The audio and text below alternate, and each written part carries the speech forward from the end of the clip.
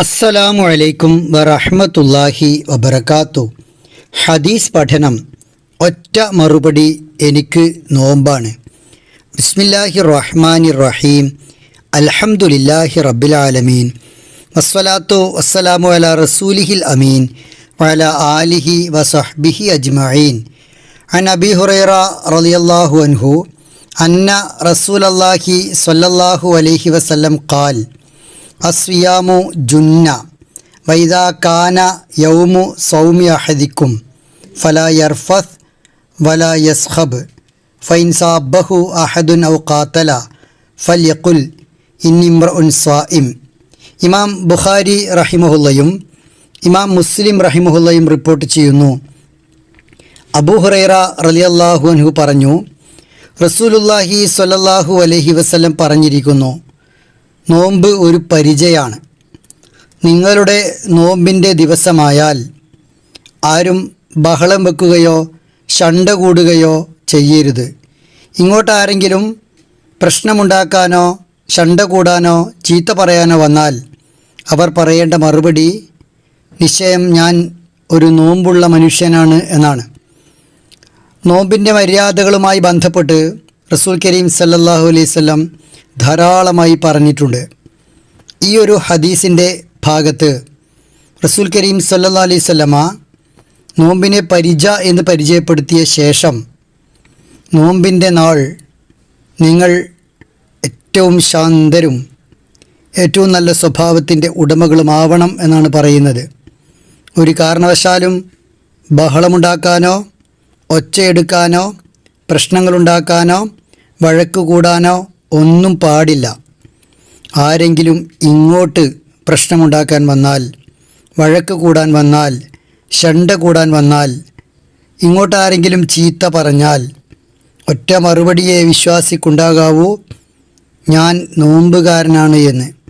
അള്ളാഹുവിന് വേണ്ടി പൈതാഹം നിയന്ത്രിക്കാൻ, വികാരങ്ങളെ നിയന്ത്രിക്കാൻ, വിചാരങ്ങളെ നിയന്ത്രിക്കാൻ സമയം മാറ്റിവെച്ചവനാണ് ഞാൻ.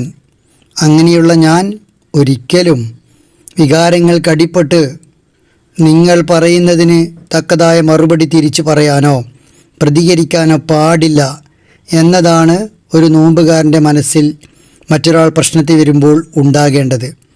അങ്ങോട്ട് പ്രശ്നമുണ്ടാക്കില്ല, ഒരു പ്രയാസവും ഉണ്ടാക്കില്ല, ഒരു ബഹളവും ഉണ്ടാക്കില്ല, ഒരൊച്ചപ്പാടും ഉണ്ടാക്കില്ല എന്നത് മാത്രമല്ല നോമ്പുകാരൻ്റെ പ്രത്യേകത.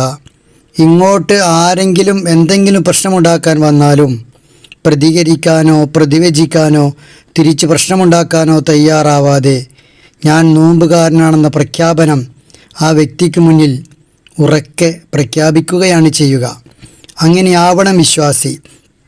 നോമ്പിലൂടെ ആമാശയത്തെ നിയന്ത്രിക്കുമ്പോൾ ആ നിയന്ത്രണ പരിശീലനം വഴി എല്ലാ അവയവങ്ങളെയും വിചാരങ്ങളെയും നിയന്ത്രിക്കാൻ പഠിക്കുകയാണ് ഇതിലൂടെ വിശ്വാസി ചെയ്യുന്നത്.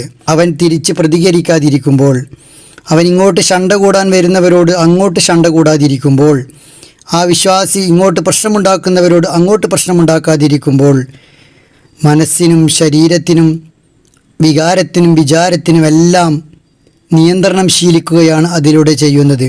വിശപ്പിനെ മാത്രം നിയന്ത്രിക്കാൻ പഠിക്കേണ്ടതല്ല നോമ്പ്. എല്ലാ തരം വികാരങ്ങളെയും നിയന്ത്രിക്കാൻ പഠിക്കേണ്ടതാണ് നോമ്പ്.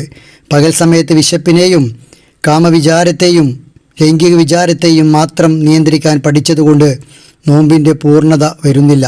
മറിച്ച് ഈ ഹദീസിൽ സൂചിപ്പിച്ചതുപോലെ ഏത് സന്ദർഭത്തിലും ഞാൻ നോമ്പുകാരനാണ് എന്ന വിചാരത്തോടെ മുന്നോട്ട് പോവുകയും അത് ഉറക്കെ പ്രഖ്യാപിക്കുകയും എല്ലാറ്റിനും ഒറ്റ മറുപടിയായി ആ നോമ്പുകാരൻ എന്ന പ്രഖ്യാപനം ഉണ്ടാവുകയും വേണം.